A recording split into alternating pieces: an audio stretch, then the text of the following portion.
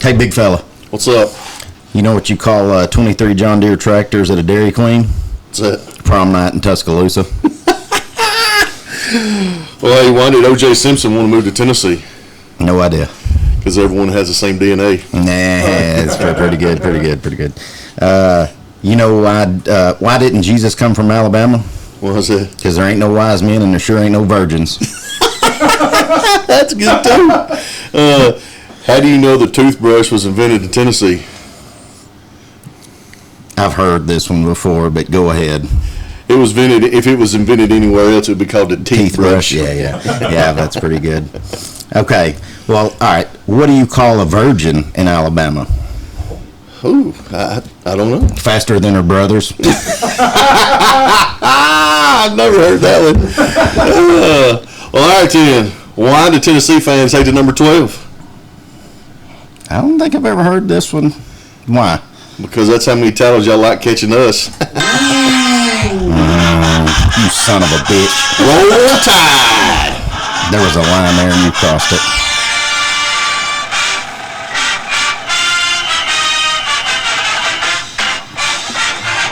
Welcome in, everybody. This is the Clint and Dusty Cuttin Up special podcast. I totally butchered that intro. But I'm Clint. I'm Dusty. And this is Cuttin Up. This is our third podcast of our series. And with it being the third one, we thought it'd be fitting. We'll just do a third Saturday in October since this is our third podcast. That's We're going right. to talk Tennessee and Alabama. We're going to talk the fall of Tennessee and the rise of Alabama. I'm a Tennessee fan. Dusty's an Alabama fan, so this is going to be maybe a little extra tough on me and probably a little boastful for Dusty. But, Dusty, I think we've both done our research. The good thing is I didn't have to do a lot of research for my team because those pits of misery dwell in me from these last several years, and I'd say the good times for Alabama have stayed with you. They've stayed with me for a long time, too. Yeah, so we'll get into that in a moment. Right now, Dusty, let's open it up. It's March Madness. It is, let's see, what is the official date here? It is the 19th, March the 19th on a Wednesday night, and March Madness is officially upon us. We've got our brackets out. You've got two SEC teams, Florida and Auburn, our number one seeds, Alabama and Tennessee. Speaking of, our two seeds, and I like both of their brackets. I do like both their brackets. I think we can see both teams do very well on their brackets. Mm-hmm. I did fill out one bracket. I'll probably fill out a few more and do it a little different. But I have three SEC teams playing in the Final Four. And listen, I don't know how anybody could argue with that. Mm-hmm. Well, we got 14 in, right? Yeah, 14 teams. And listen, you got 4 out of the top 6 in the country. Yeah. And listen, Florida is the most dominant team right now in college basketball. Yeah, we were going to get into that. SEC tournament just wound up, and if there's a hotter team in the country right now, other than Florida, I don't know who they are. Getting a phone call there, hey, whoever that is, you can tell her this is our time. It's our time, yeah. I don't know of another team. I mean, I thought y'all were getting hot there, and y'all still playing really good basketball right now, but just Florida was too much. Well, I thought for Coach Rick Barnes, the big win over Auburn, you knew at worst you were a 2 seed. Right. And then you honestly felt pretty good that being the 2 seed, the tournament committee would not screw you and put you with Florida, Auburn, who you just beat. You felt good that you would probably be either with Duke or Houston. Right. And that's where it was. Tennessee's with Houston, Alabama's with Duke. Yep. So I think those were very good draws for both of us. I know we talked about it just a minute ago. The North Carolina deal. I mean, how's that even possible? I have no idea. Listen, I think it pretty well shows that name recognition and a lot of money. If you're going to get in, if you're a last team out, first team in, last team in, first team out scenario, and you're in there with North Carolina in basketball, you're getting left out. North Carolina's getting in. They're getting in every time. Yeah, because if you look, I don't think they have one win against a top 25 opponent all year. Quad one. Yes. 1-12. Yeah, 1-12. How do you do that? And get in. Yeah, I mean, honestly, I think there's Texas fans that can't believe they got in, and they should definitely have gotten in with the conference they played in. Yes, versus North Carolina. Yeah. Yes. Which just seems weird to say that you're talking North Carolina, Duke, that conference not being as good basketball-wise, but it's just not. No, it's not. And I think people are starting to see that. Mm-hmm. Well, the community's not. Right. All right, so we'll talk more on that. Hopefully, our next one, because usually, probably by the next one we record, we should be at least to the Sweet 16, maybe Elite 8 by the next time we somewhere in that range. Put something down. NBA news: LeBron is still out, and Luka, he's dominating right now. Listen, I know you and Little Man, y'all like to watch it. It's really impressive what Luka is doing right now. He's assisting. He's averaging close to 30 a game. Might be at 30. Just really, and listen, your boy Dalton Connect, he went off for 30 the other night. Him and Austin Reeves have really stepped up, and Dalton's really stepped up, even though he was traded and the trade fell through and all that. But Luka's definitely playing in that role that he's supposed to be. Me and you talked a little bit about this, and it's. I don't think people get to really. It just seems like once their run's over, it's over, and they don't get celebrated enough. But I think the Warriors' run seems to be over. You lost to Denver the other night, and they didn't have Joker, and who else did? Jamal Murray. And Jamal Murray. I mean, they're arguably the two best players, but on the court. Right. And you was running Steph, Jimmy, and Draymond. And that's what's weird. Like, I think the run's over. I think he just got Jimmy just to have another superstar to play with. Well, on paper, it looks like it'd be good. Somebody that can handle the ball, drive and kick to you to get you some more shots, but somebody very athletic. But something ain't fitting. Something ain't fitting, and we're starting to see that. It started out really good, and everybody thought, okay. But, it's going to be interesting to see out in the West. You got OKC, that young squad, and then after that, I mean, I think Los Angeles went from like 4 to like 7 or 8 in the season, just in a matter of like 2 days. So it's really close out there on the West side. But it is still wide open. I mean, it can be a total shift change out there in the West. It'll be interesting. This may be the first time in a while that I've really had some interest in NBA playoffs. Right. Because look, again, I try to say it every show. I don't want it to come off like a LeBron bashing show because he's got to be getting close to the end, right? I just every time I see him go down, which I know he's the flop king and he's all this crap, but like. You see him go down and he gets up. I know he's been out for a few games now with a growing injury or whatever. But like, those legs have got to be getting tired. That's the thing, and you have to tip your hat just to the endurance and the longevity he's had. Absolutely. And so even if you're like me, and listen, I saw a great thing. Charles Barkley had a great. Charles Barkley's going to work for ESPN next year. Inside's going to ESPN next year. And he says, what's ruining basketball is you knuckleheads, you idiots, you dummies at ESPN having the debate about LeBron and Jordan every morning. And they do. Every morning. And I think that's part of the reason why me and you don't like LeBron. No, if you really think about it, because we have to hear them compared to each other when they shouldn't even be compared to each other. Two different players, two different positions. And so, with that said, I'm going to watch it because this could be the end. He got to play with his son. No matter what you think of that whole situation, he got to play with his son. Yep. He's playing, I don't know how much more he's got to prove. I don't know how much he's got left in the tank. And at the end of the day, Dusty, hell, he's only about 3 years younger than me and you. Can you imagine running up in the court one time? Hell no. More or less doing what he's doing for 35 minutes. That's right. All right, so that said, that's our week headlines. Dusty, let's get into it. Third Saturday in October, Tennessee, Alabama. Dusty, let me just get into this, ask you this first, because I don't, out of all our years of friendship, and I'll lead it with you to start talking about some history of Alabama and what made you an Alabama fan. being from Tennessee, of course, now for all of our listeners, we are on the southern border of Tennessee, so there are quite a few Alabama fans around here where we're from. But Dusty, my good buddy, for some god dang reason, he is a Alabama fan. So what led you to being an Alabama fan? I've told it many a times, and you'll hear me say his name on this show as much as me and you talk. My papa. Mm-hmm. Your papa was an Alabama fan? Yes. Okay. So that's where I learned Alabama football, and I learned Atlanta Braves baseball. Mm-hmm. I was young, so during the bad times, of course I was 12 in '92 when we had that crazy season. Then that was that one time, and then it's failed. Stallings last year, correct? Yes, Stallings last year. No, Stallings coached in '96. Oh, okay.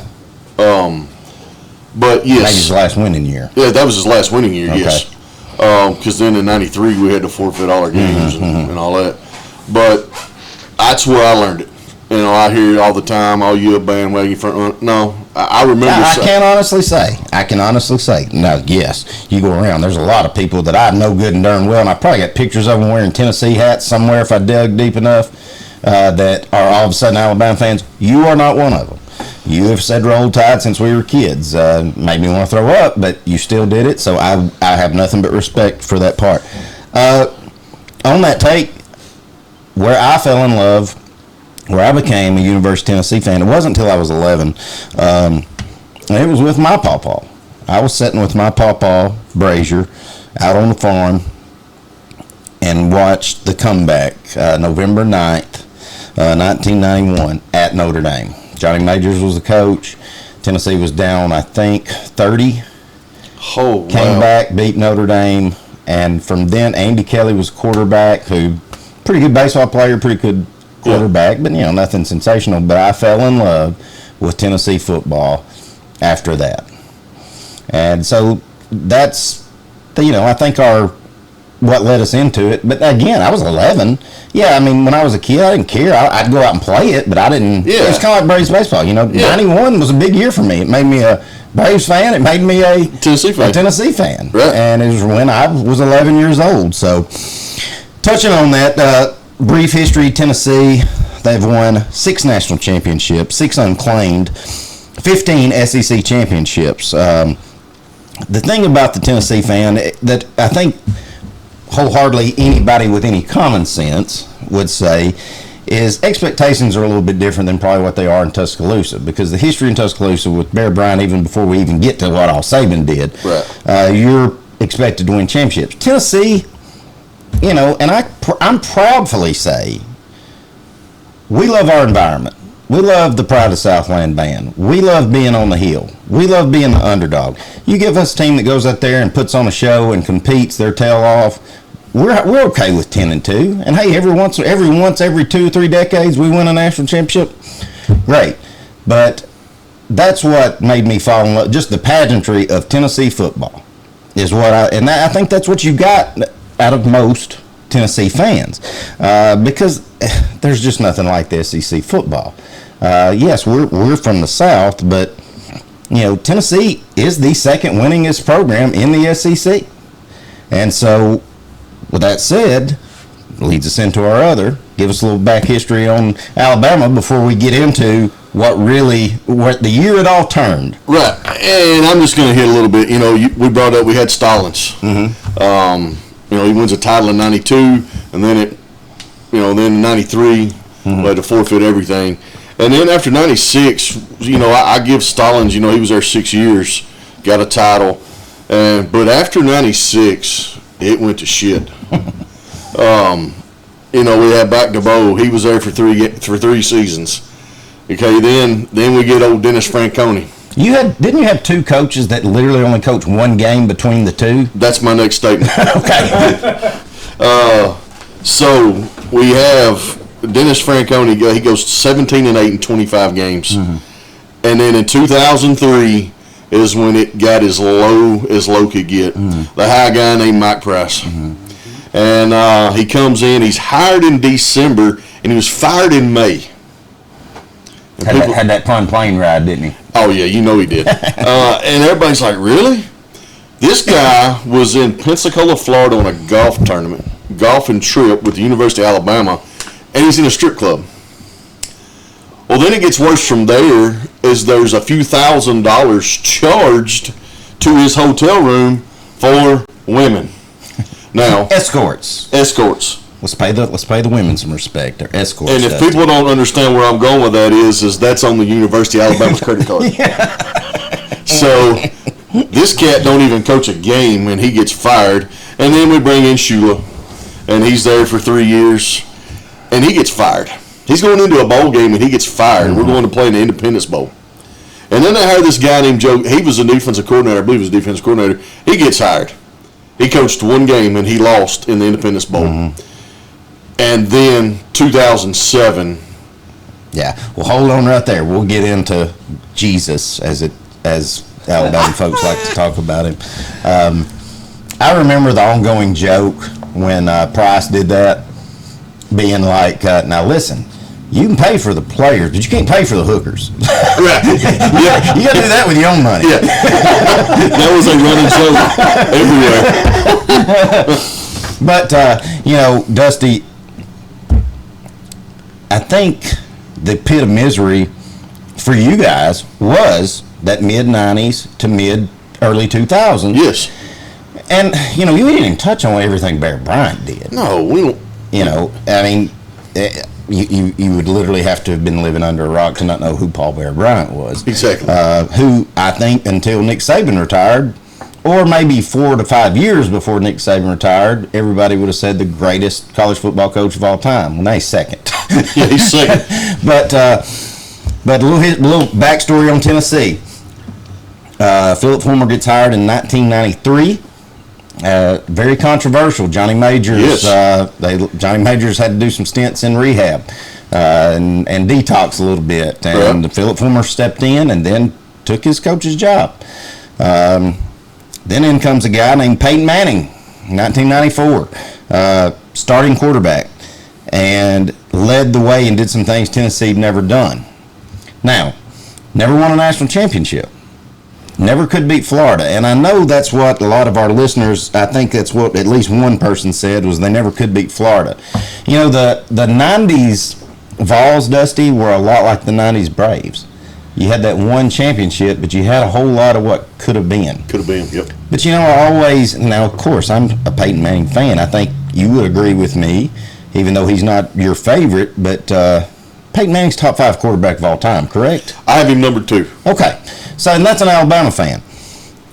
The reason I don't put I think the more we go into this and the more I go in depth on what led to the downfall, I put it more on coaching. Because you know what? They didn't beat Florida any of those times. Hell, nobody else did. Nobody else beat them. Florida lost 4 games in 4 years that Peyton was there.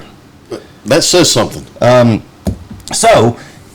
I don't care what anybody says, Steve Spurrier's a hell of a lot better coach than Philip Fulmer ever thought about being. Ain't even close. Fulmer kind of kept his finger stuck in the dam and run that prevent defense and 3 yards in a pile of dust. That was his game plan. Steve Spurrier might change it up and throw the kitchen sink at you. Yeah, Could you imagine Steve Spurrier if he had Peyton Manning? Oh.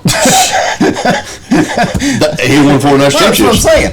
So, I don't really, but, the kicker of all, the very next year, T. Martin comes in, Tennessee goes undefeated. Now, Florida lost Danny Warfel. Florida lost a ton of NFL draft stock, but beat Florida State, and that's Tennessee's last national championship, 1998. I know a big ongoing joke for a lot of you Alabama fans is, feels like 98, don't it? Yeah. Then we go 0-12. But with that said, leading up to it, we used to go to Tennessee kind of like you did on the coaching staff. Still had Fulmer. But here's where I think things really started to hit bottom of the barrel for Tennessee. 2004, Tennessee lost to Auburn in the SEC championship game. Okay? And that's Tennessee's only 2 losses. They lost to Auburn in the regular season. They lost to Auburn in the SEC championship. Okay? Auburn, Cadillac, Ronnie Brown. Oh, just nasty. That was the Auburn team that Jason probably should have had a claim to a national championship because you had Texas and USC. Yes, that was the BCS years where they got screwed. They got left out, yep. Which would never have happened if you flash forward about 3 years. Never happened. Okay? All right. Here's where it all starts going. After that national championship year, David Cutcliffe, name we all know, great offensive coordinator. Yep. He took the job and went to Ole Miss. Former lost probably the best mind he had offensively. And then you start seeing the offense start declining. 2005, Tennessee's ranked number 2 to begin the season, go 5-7. So people are calling for heads. Philip Fulmer fires offensive coordinator Randy Sanders. The next year, they bring back David Cutcliffe. He had got fired from Ole Miss. Okay. He comes back. Tennessee goes 10-3 in his first year. Have Eric Ainge. Things are starting to look good. Tennessee, everybody's getting excited. Cutcliffe's back. 2007, Tennessee loses to Alabama in the regular season. Nick Saban's first year.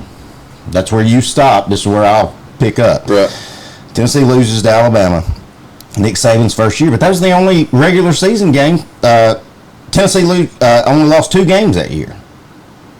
To Alabama and then to LSU in the SEC championship. LSU would go on to win the national championship. Okay, so us Tennessee fans, we're thinking we got Cutcliffe back. We've only lost 3 games in 2 years. Everything's fixing to be rolling. 2008, we're ranked in the top 5 preseason. Go 5-7. Philip Fulmer gets fired. So Saban gets hired in 2007. Philip Fulmer gets fired in 2008, and that's where we will start our journey. Dusty, 2007, Nick Saban. A lot of controversy with it. A lot of people, I would like to see the mindset of you. I would like to see your reaction in 2007 when they hired Nick Saban, who just bold-faced lied to the media and his players and said, I'm not leaving the Dolphins. And then he comes to then he comes to Alabama. What's that like? I don't know that I have the words to describe, because... So you weren't excited about it? Well, I didn't know. Right. I didn't know what you felt like you were getting a good coach, but you also felt like you may be getting a little bit of Bobby Petrino, who just can bold-faced lie. Yeah, and then, because then you think, well, he comes here. Well, then what if somebody else offers the Brinks truck the next year? Right. Well, I promise you, I'm not leaving, and then he's gone. Mm-hmm. So we go into it, and we start out 6-2 his first year. And win one more game the rest of the year, correct? Yeah, we ended up going 6-6. Okay. We went 4-4 in the SEC. So it just, it was strong, and then it just, well, now you're like. What was the bad loss, Louisiana Monroe? Louisiana Monroe beat us, oh, God. 16-13. Yeah, it was a close one, but, they should have never been in that game. Oh, yeah. This was one of them games, So then we get into 08, and then it starts turning. Only lost 1 game. That was in the SEC championship. An SEC championship game. To the national championship Florida Gators. Yes. So with that being said, a little stat right here. In 2008 is when it started. Alabama has at least been number 1 in every week in every season since then. Or every season since then. At least one time. At least one time in the season since 2008, Alabama has been ranked number 1. You know how many times Tennessee's done that? Once. And so then it starts. Yeah, timeline right now. 2008 season, they lose to Florida in the SEC championship. Florida goes on to win the national championship. Right. And then I don't even remember who Alabama played in that bowl game. Didn't matter. Might have been Utah State, maybe. All right, but Alabama fans, y'all got to be going pretty nuts right now. You seeing what's coming. At this point, we're seeing it. Well, let's go to the Tennessee side of that. Tennessee fires Philip Fulmer, and guess who we hire, baby? Yeah. The Lane train's coming to Knoxville. Lane Kiffin comes to Knoxville 2009. But, let me just speak for me as a Tennessee fan. I was excited as hell. His press conference, he's calling out Nick Saban and Urban Meyer. Yes. He's talking full-blown shit to the 2 best coaches in the country.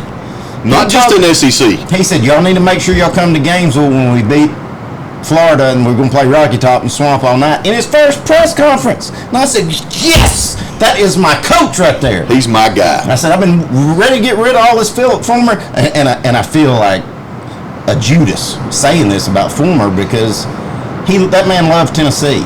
And his press conference when he got fired was one of the saddest things you will ever watch if you were a Tennessee fan.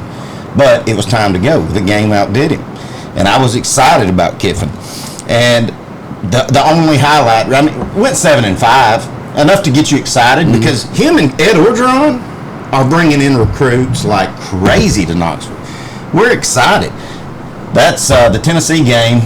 It's where Mount Cody blocked the field goal that would have won it with his armpit. And my daughter, my middle one, Jenna, who we saw tonight at dinner, she was 7 years old. And we had just got through with one of her league basketball games on a Saturday. Hauled butt home, got there just in time to see that last drive, Tennessee pushing down the field and that field goal attempt. And we're both in front of the TV, on our knees, holding hands, praying. I made her a Tennessee fan that day. And then it got blocked. And then we think, well, that's the worst thing could happen that year. Everything's looking good. Lane Kiffin leaves and go to USC. He ain't leaving. And so Alabama in 2009, what'd they do? They went 14-0, and That was Texas. That was your. that was the year. All we heard about was Colt McCoy. And they took him out in the first half. Dante Hightower hit him, and it wasn't a dirty. I mean, just hit him, and he was done for at that point. So Greg McElroy goes on and wins a 37-21 game in 2009, and that started the championship run. And I don't know if we'll talk anymore about Greg McElroy, but I might not be his biggest fan on his opinions and stuff on ESPN. Right. But if there was ever a definition of a quarterback Nick Saban loved to have, I think it had to be Greg McElroy. He was a game manager, and he was not going to do anything for his. He knew that defense, clock management, they were never going to lose. No. And all he had to do was not screw it up. And he also made some great. He was also a great quarterback. I'm not saying that, but I don't think he gets the credit he probably should get for his Alabama years. No, he don't, because most people overlook him and go straight to AJ because he was the game manager. You know, Nick could give him the football and say, "Hey, don't let them score. Right. Let's go win the game." Yeah. But yes, McElroy, I feel like has been left out on where he kind of ranks as an Alabama quarterback. And of course, we'll go into all the talent and all the draft picks and everything too. You know, and I think most people would know those. But 2010 through 2012, I'm just going to go real short. Derek Dooley comes in, and Tennessee fans, we didn't know what to think. We just said. We just knew he was Vince Dooley's son. Is really all we knew. And really, he was only known for about two things. He lost 2 games for having too many men on the field. And that quote about the Germans, you remember that press conference? He said, "We're kind of like the Germans. We don't know if we're coming or going. Are they in the bushes?" And I said, "Yeah, that's our coach, boys." So 2012, he gets fired. And so let's see, Alabama from 2009. How many championships they win from 2009 to 2012? Three. Three? Won 9, 11, 12. Which one was the LSU game? That's 11. Okay. That's the one I was just going to get into. That's the most dominant team I think I've ever watched. That was a 21-0 win. LSU had 1 first down and never crossed the 50 in the first half. Yeah. And they only crossed the 50 one time and had 4 first downs the whole game. And that was kind of the breaking out of Trent Richardson, like really seeing what he was, because he was the one who scored the touchdowns to put us over the top. But LSU, I mean, had 44 plays for 92 yards. That's a national championship. That's a national championship game. Yeah. That's when I mean, listen, anybody that watches and ever heard the old say, a defense wins championships. Yeah, sometimes it does, sometimes it doesn't. That case, that defense won every game they played that year. Yeah, I mean, I didn't go back into like all the offensive numbers, but that defense right there in 2011, that defense could play on Sunday. If they didn't have stud receivers and a quarterback that was so good and running backs that were so good, they could have beat most teams 3-0. Yeah, because you wasn't going to score. You wasn't going to get no yards. I mean, like I said, that team could play on Sunday. That defense would have played on Sunday. Yeah. All right, so, Saban gets there. We're in 2012 now. He's already won 3 national championships. Yeah, the third one was Notre Dame. Yeah. That was the Manti Te'o senior year, the catfish kid or whatever. And The invisible girlfriend. yeah, the invisible girlfriend. Notre Dame was ranked 1 and was a 10-point underdog. And again, I can laugh about it, but and of course, Tennessee was so bad that we didn't say it. But do you remember how many teams would have a big win on a Saturday night and yell, "We want Bama"? That's kind of when it started. Yep. And then you wanted them until you got them. And then you didn't want them. you didn't want them. Yeah, Derek Dooley, I think, had one winning season. That was his first one, with the leftovers of Fulmer and Lane Kiffin's talent. And then after that, I think went 4-8 and 5-7. Bring on Butch Jones. Butch, yeah.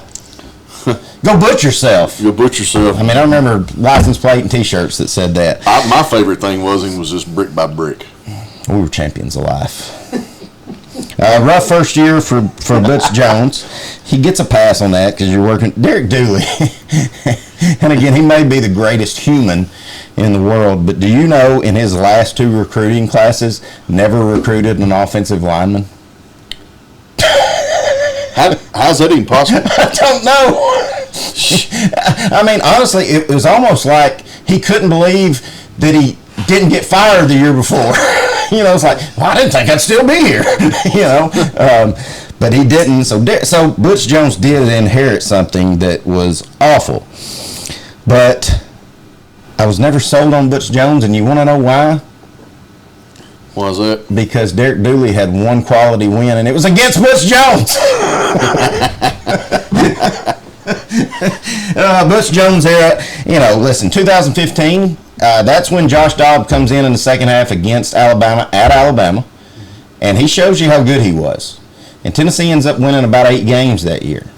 2016 is the year we finally beat Florida, and the hype is real. Butch is our guy. The recruiting's great. Josh Dobbs is going to lead us to the promised land. You get Jalen Hurd, and you've got Alvin Kamara.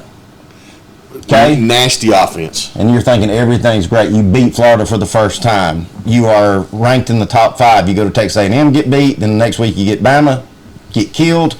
And you're thinking, well, all right, hey, we can still go to the Sugar Bowl or the Orange Bowl, go 10-2. We went out. We can lose to South Carolina and Vanderbilt. And that's pretty much the Butch Jones era summed up. Yep. He coached the next year, had a losing record. But from 2013 till 2019, basically 2 decent seasons, and so Tennessee's still living in a pit of misery. Where was Alabama from 2013 to 2019, my friend?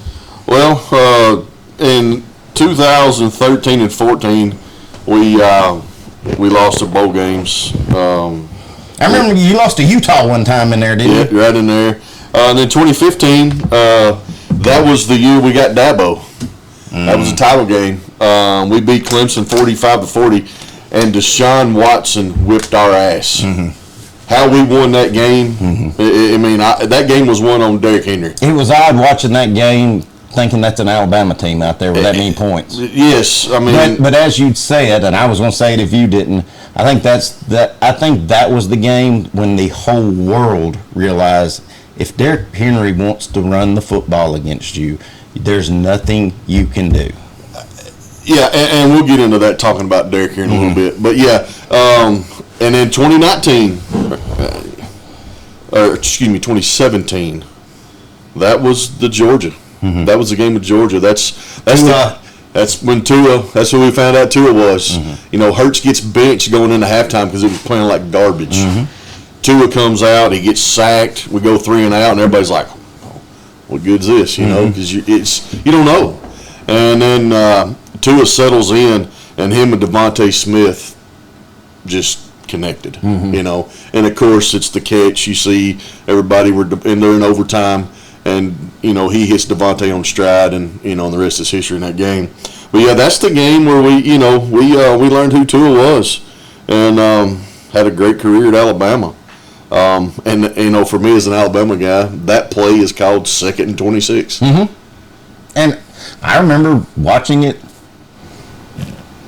I'll put my hand up, rooting for Georgia. That's fair. I was like, all right, Alabama's won enough. It's time for Georgia to win one. And when it was 2nd 26, I said, it's over. It's over. Georgia's won. Ain't no way. And it wasn't. And after that, I've never or will ever root for Georgia again. That was the one and only time I would ever root for Georgia. 2019 was big for Tennessee as well. Philip Fulmer is back. He's back as the AD. Yep. And just when I thought he couldn't be a worse AD as he was a coach, I was wrong.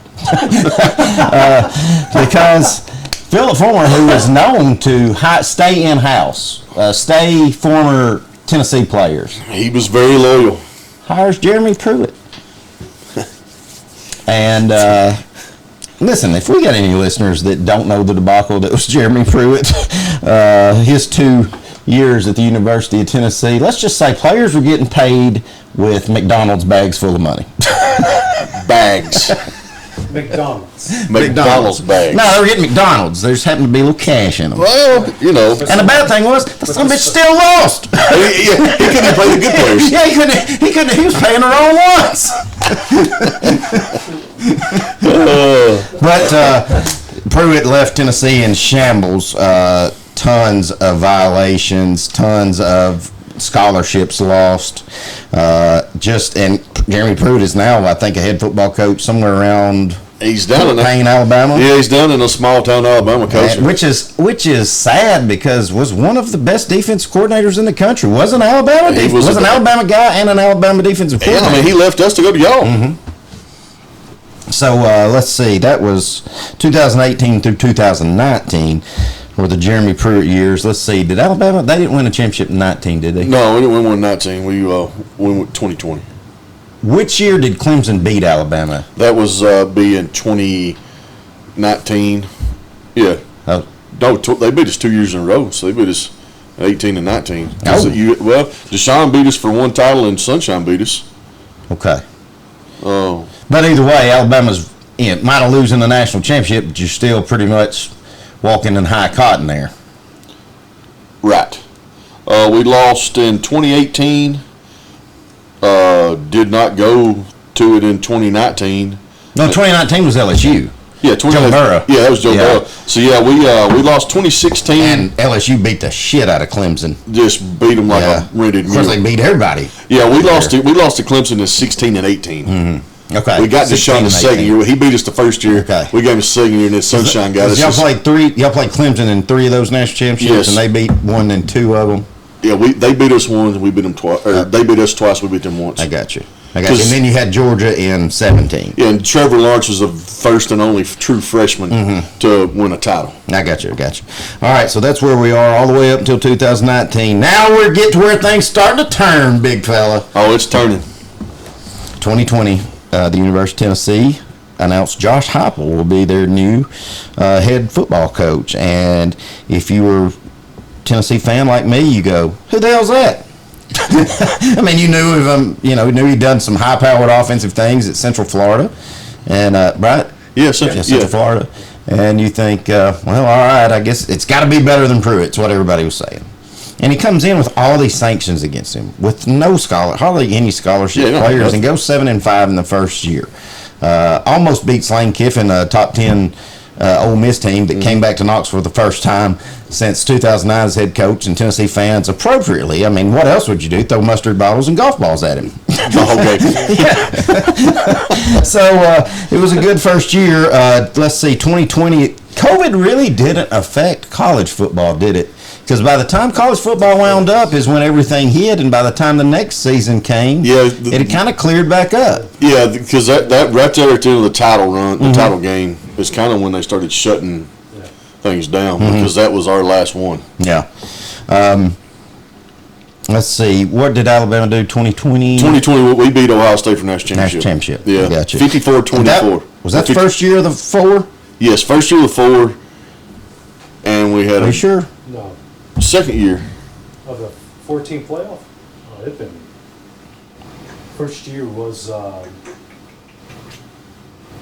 2014 was the first year. Oh, shit, that's 2015. It's right here in front of us. Yeah. Well, it was close. It's just 5 years it's off. 5 years off. Come on, man. Well, COVID affected.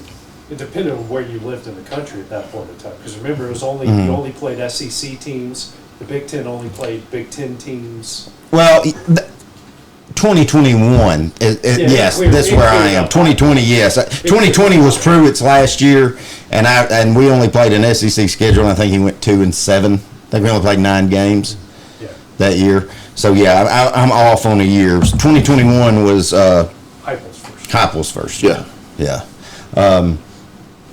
Let's see. When was Alabama's last one? 19. 2020 was our 2020 was our last championship. Okay. We went in 21, and Georgia thumped us. Right, and that was Georgia's first. Yes. And let's see. And then I guess win the SEC championship this past year, and that was, or not Saban's last year was the last SEC championship. Yes. Mm-hmm. Okay, so kind of an end in the era for you guys, Dusty. You didn't win the national championship since 2020, but Alabama's always competing. They're always, the team to beat, the team everybody loves to hate, myself included. And then finished that final year with a SEC championship and a trip to the playoffs. Yes, we did. And lose to eventual champion Michigan. Yes. So I think this is where, like I said, I think this is where you start to see a shift. Heupel comes in that 2022 year. Go 10-2, beat Alabama and Florida for the first time since Philip Fulmer era. Right. And gives Tennessee fans a lot of things to be excited. Then the very next year, you followed up with Joe Milton, who I don't know could drive a car, but somehow led an offense to a 9-3 year, 10-3 year, and a bowl game win. And so things really starting to look up for Tennessee. How would you define? Do you feel like it's back to a rivalry now? Yes.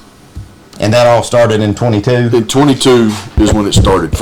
I feel like, my opinion, it started in 2022. You kind of saw signs of it in 21. That was the game where he let who was Tennessee's quarterback? Hendon Hooker take the reins, and they almost made a comeback and beat Alabama at Tuscaloosa. And now, to me, it feels like it is back also because I get the feeling like when we play y'all, it's like shit. Mm-hmm. We got Tennessee this weekend. Mm-hmm. And it used to be, no disrespect, but it used to be, okay, Tennessee who? No, I was, as was said on our timeline here, once I wasn't worried about Alabama in 2007, Saban's first year, and they beat us. I remember Saban onside kicked about 7 times in that game. Mm-hmm. Like every time they would score or do anything, he would onside kick or fake a punt. And he was like, I got a terrible team. I'm going to throw this. And they beat us. They beat just you. Out-coached Fulmer. Yeah. Yes. But let's see, where was I going to go with that? If you're just looking at the last 4 years, they're 2-2. And I feel like that brings a rivalry back because it is heated. Let's touch on some former moments, some former players that you want to talk on your Alabama side over Saban's run. Obviously, Derrick Henry, Trent Richardson. Derrick Henry, we talk about how, like, Shaq may be the most dominant big man to ever play the game. Mm-hmm. Derrick Henry may be the most dominant person to ever play the running back position, possibly on offense, at any level. I think about where it changed with Nick was like the guys he was getting, like Julio Jones. We start bringing in these guys a little bit of swag, even though Nick didn't put up with that. Those guys, they had to walk the line. But Julio, I think, paved the way for all the receivers. Such a great route runner. And then that list goes forever. Oh yeah. We won't even get into all them. I mean, you're leaving off Mark Ingram, Heisman Trophy winner. You had a Heisman quarterback trophy winner that left to go to Oklahoma. Yeah, that's how good the quarterback stable was at that time. Right, and I've got it here. Under Saban's reign, he had 4 Heisman winners: Ingram, Henry, Devontae Smith, and Bryce Young. And of all the players that Nick Saban's put in the league, he's only had one number 1 pick. Really? And that's Bryce Young. Bryce Young is the only number 1 pick in the draft. Yeah, but he's had a shit ton in the first round, though. He's had 100 and 33 NFL total draft picks and 47 in the first round. Well, that goes back to, I think I even said it on our podcast, that's what the thing, we're Titans fans around here, or try to be, and the Titans would draft, and you would get the number 1 defensive back from Utah State, and I'm going, screw that, give me the 3rd string for Alabama. Yeah. You know?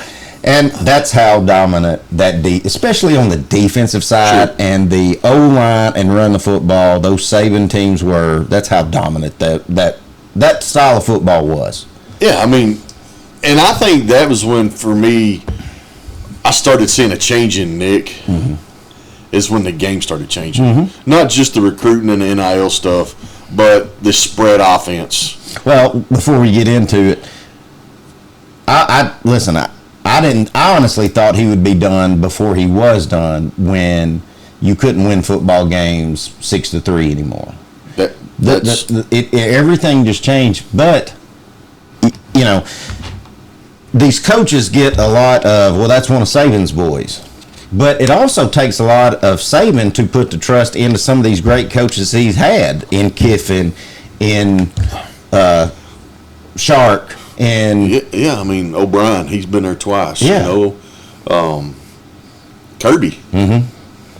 well, I'm basically talking about the offensive Oh, side. the offensive, yeah. That Saban didn't want to play that way. Sarkisian. Saban wanted to play clock management. We're going to throw it one time in possession. We're going to run it 2. And we're going to play keep away, and you're not going to score on us, so punt's not ever a bad thing for us. No, Nick Saban. I mean, you remember chewing Kiffin's ass out? Dude, he made Kiffin like almost hold his back pocket and walk the sideline with him, you know? After that interview at the end, he said, what was you discussing with Coach Kiffin? He said, I wasn't discussing anything. That was an ass chewing. Yeah, I mean, that was Nick. I tell a story. One of my favorite moments was A.J. McCarron's young career. He's got that head face mask, Dude, dragging him off the field. I was there. I was at the game, Mississippi State, and we got this stupid lead going into the. You know, the game's over at halftime. Of course, we're all still there, raising Cain, having a good time, and we're marching down the field, and we get in the red zone, and you got the Hosses behind you, and AJ throws 3 in a row out of the back of the end zone. Let me tell you something. 5'8" was across the numbers. And I remember somebody saying, what's he doing? I said, that right there is an ass chewing saying, what are you doing? You hand the football off to one of these horses back here. You don't check out of anything in this situation. Whatever he tells you to run is what you run. And I think that was probably the moment you started seeing AJ turn. You know, because AJ was a great quarterback at Alabama. Yeah. Tennessee side of it, you had some great players, even in that terrible, let's just call it from 2007 to 2021. You had Alvin Kamara, who may be one of the best just all-around players in the NFL, or at least was the last 5 or 6 years. Right. Cordell Patterson. People forget about Cordell Patterson. Derek Dooley had him, and only thing he did was return punts. Didn't even have him as a wide receiver. Wow. Jalen Hurd, that whole situation, that young man, from Beach High School here in Nashville, was set to be maybe the all-time leading Derrick Henry type running back. That build, that just power back, and for whatever reason, Butch Jones ran him off, and he went to Baylor and just fizzled out. Tried to be a tight end, never heard nothing more from him. But Jawan Jennings, catch against Florida, had 200 yards against Florida the first time we beat Florida in 13 years. Just had some really good. Josh Dobbs. Let me say something about Josh Dobbs. I've said it, but I don't think I've ever said it publicly. And just in case there's a chance Josh Dobbs ever listens to this podcast, 2016 was his last year at Tennessee, and it was a good year, but it could have been a lot better. Right. And he was leaving, and we're getting Jared Garantano next year. Yeah. And listen, hand to God, I take full responsibility. But I said, everybody said, boy, we're going to be hurting without Dobbs. I said, I don't know. I said, Dobbs tried to make too much stuff happen. I hear this Garantano kid's going to be really good. Boy, was I wrong. Because by God, if they'd give me the brick and mortar, I'd go build him a statue right now. Because that man won, I think he won almost 20 games in his 2 years there as a starting quarterback at Tennessee, and by God, he did it all by himself. I go build that man a damn statue because I didn't realize how good he was till he's gone. He got the hell beat out of him. Yes. So that's another great player who I think may be kind of like Hendon Hooker, who we hadn't even talked about, in this run for Josh Heupel, but may make a career and a killing just being a backup quarterback in the league. He's so smart. Mm-hmm. It's a rocket scientist, man. Yeah, but he plays the position well, and I hope he succeeds in the NFL. I mean, I think he's fixing to get another chance. But that was one player that I did like because I remember he come in the second half in Tuscaloosa, and we had this crazy lead, and that little dude started chipping away at it, and I mean we were just beating him down, and that dude kept getting up. Kept running the football. Yeah. All right, let's get ready to wind this thing up. Dusty, I'm glad I got a real good friend that I can try to talk lightly about Alabama and not get pissed off about it. What's your closing thoughts on a little bit on Tennessee, but mostly on your Crimson Tide, kind of the state they are right now? Yeah, that's where I was going to end up at. Hey, as an Alabama fan, it makes me worried where y'all are at. I think Josh Heupel has really done a phenomenal job. I'm not going to get into a lot of the details. I still think he's still got to win a big game on the road. He does.